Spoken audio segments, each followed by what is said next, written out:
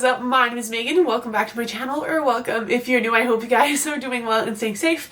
And welcome to today's video, which is a book unhaul. I have done a few of these this year.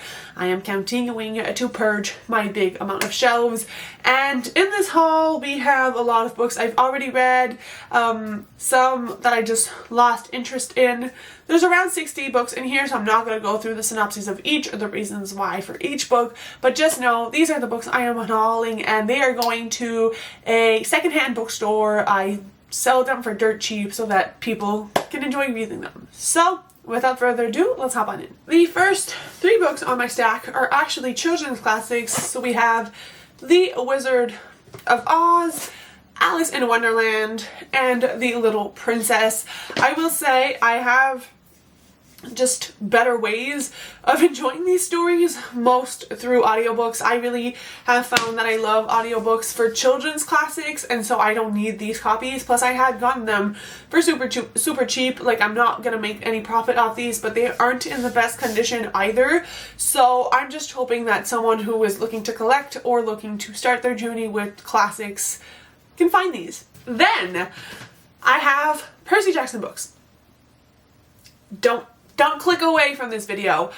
I'm not unhauling these because I don't love them. I am unhauling these because I have the beautiful hardcover editions with the nerdy ink dust jackets, and I just think maybe someone else will want to have a set of these. They are still in very much like a readable condition. I just don't need a million sets of Percy Jackson because, one, I'm trying to limit the amount of duplicates I have on my shelves, and two, I will always prefer the hardcovers of these, though the paperbacks are also gorgeous, but I don't need all the books.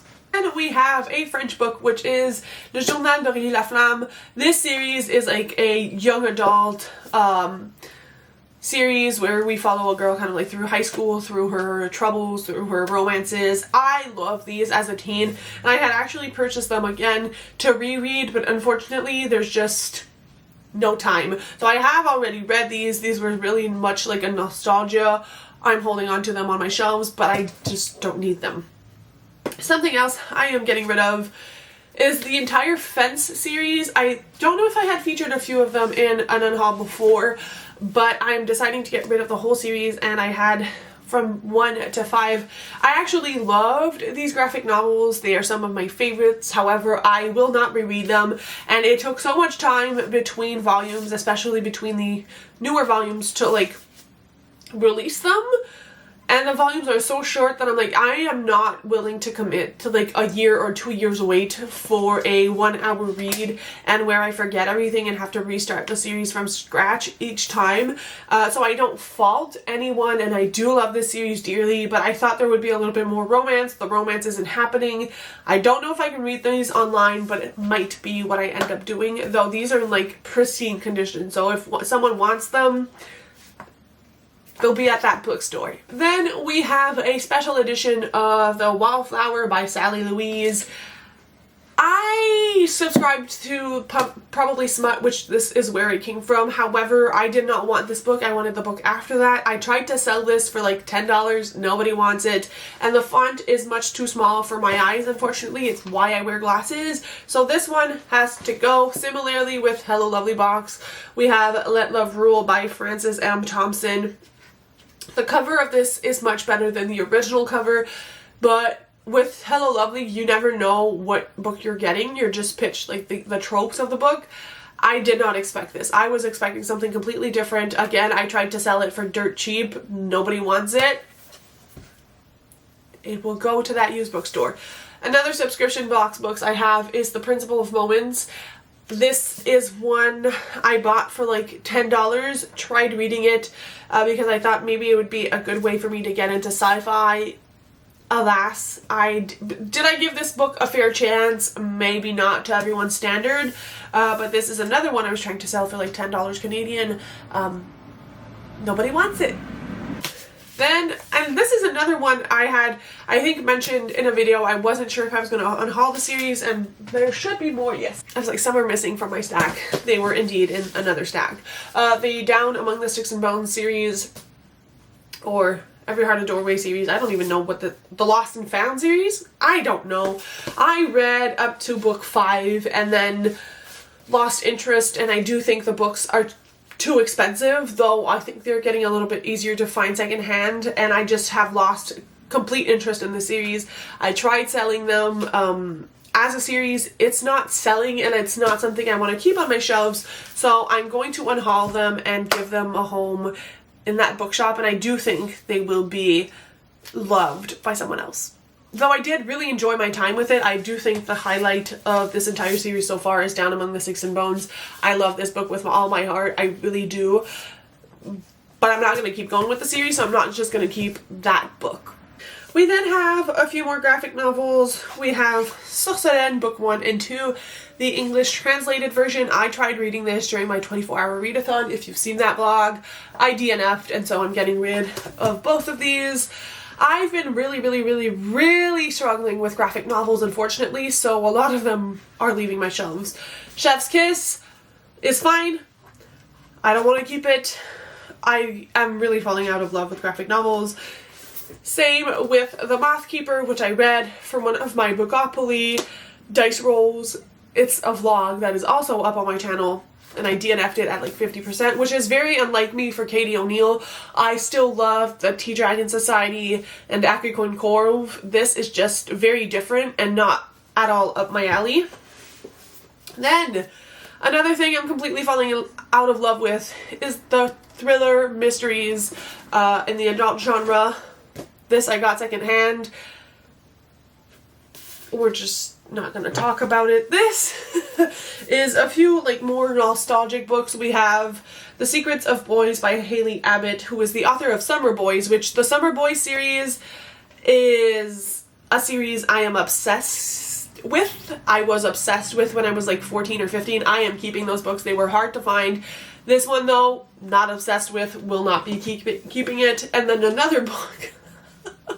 I hope I'm not the only one who has read this, and sometimes I want to keep it just for the sake of rereading it, but I'm not going to do that to myself. I'm going to keep this as a beautiful memory. But Wish is about this girl who ends up making a wish, and then like things get complicated. There's a special dress. There's just so much. But like I read this when I was probably like 12 years old on a beach trip, and I thought that this was going to be the book to revolutionize my life. I loved this book. But I want to keep it like that in my head and not ruin the memory of it, but I also don't think it's just, I don't need a copy of this. Though I can't believe I found a copy because mine had gotten tragically ruined on the way back from that trip. Then I am unhauling Theophan and the Fox Spirit, not because I didn't like it, but again, I don't have the capacity to read a font so small, and you might think I'm just picky. My eyes will tell you otherwise. I'm literally wearing glasses. I can see without my glasses. I have struggled with zooming and zooming. It's a whole thing. I can't read tiny fonts, and when I bought this online secondhand. I didn't know the font was going to be so small, so I will listen to this probably via audiobook. There's starting to be books everywhere. Another series I am unhauling, well, another author I'm unhauling a lot of books from is Abby Glines. We have the Vincent Boys and the Vincent Brothers, and then the Seabreeze series, all except the first book. And yes, I am that person who is keeping Breathe, because listen, the rest of the series can go. I don't have much feelings towards it, but Breathe by Abby Glines is more than nostalgic to me in the sense that, like, I read that book for the first time years ago. Is it trash? Most likely. I reread that at least once every few years. I'm obsessed with how cheesy and predictable and weird and just, like, probably problematic romance of that book. It's like the rock star and the girl who's, like, the help who fall in love, and it's just, like, it sparked my love of rockstar romances and just romances with celebrities, and like I still read this book to that, like, to this day. I just don't like keep it on my shelves. Like, for example, I could have kept Down Among the Sticks and Bones, but I don't reread that often. But Breathe has been read and will be reread so many times in my life. I don't care, but I really don't care that much for the rest of the series. So we are kind of out of the Abby Glines era. It's not 2010 anymore. No hate to her because I love this author. But those can go. Breathe must stay. And we are down to the final stack of books. I have 2 more children's classics that had kind of gotten lost in the piles. We have The Secret Garden and Black Beauty. Secret Garden is super problematic. Black Beauty, I just, again, have a better way of reading than through these tiny editions. And then we have some manga, which I have found some series that I absolutely love this year when it comes to manga. For example, Blue Lock, A Man and His Cat. Those I love. Some of these, not so much. So we have Love Cons. These are volumes 4, 5, 6, and 7 that I had thrifted at Value Village. We also have Honey Nuts volume 1, 2, 3. Oh, Honey Nut volume 4. These are all out of order. Of course they are. Love Cons volume 1, 2, and 3. So we have like 2 series that I had. They are not fulfilled, I believe, but from what I had, I'm unhauling all of them. And we have One Piece, which I know I read One Piece. I did not dislike it, but I would need to read the entire full first arc to make up my mind on whether or not I am a One Piece girly, or at least trying to be a One Piece girly.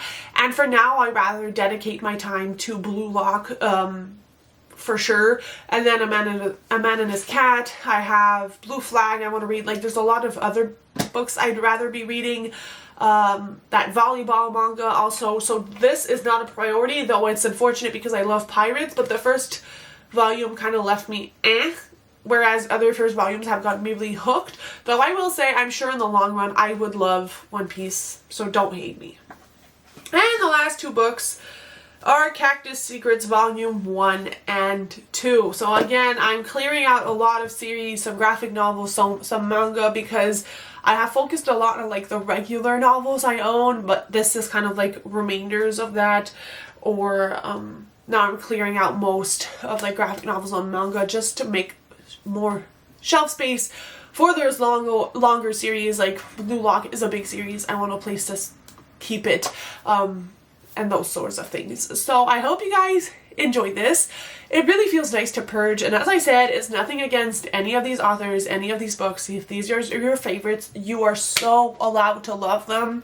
And for most of these, I did love them at a certain point. I just don't anymore, and some of these were straight DNFs.